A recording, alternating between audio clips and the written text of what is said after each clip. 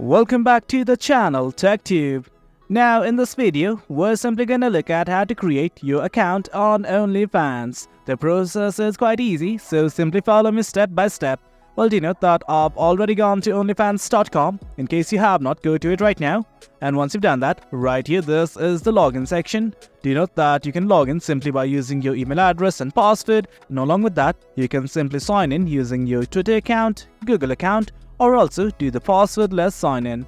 It's up to you.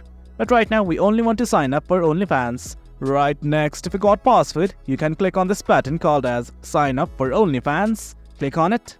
Once you guys do that, all you need to do is enter your name right here, along with that, your email address and password. I'm gonna do it right now. And once you've done that, all you need to do is click on this button called as sign up. Click on it.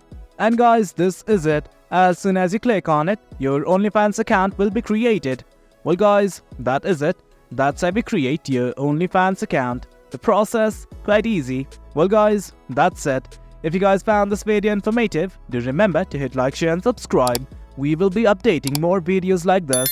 Until next time guys, thank you.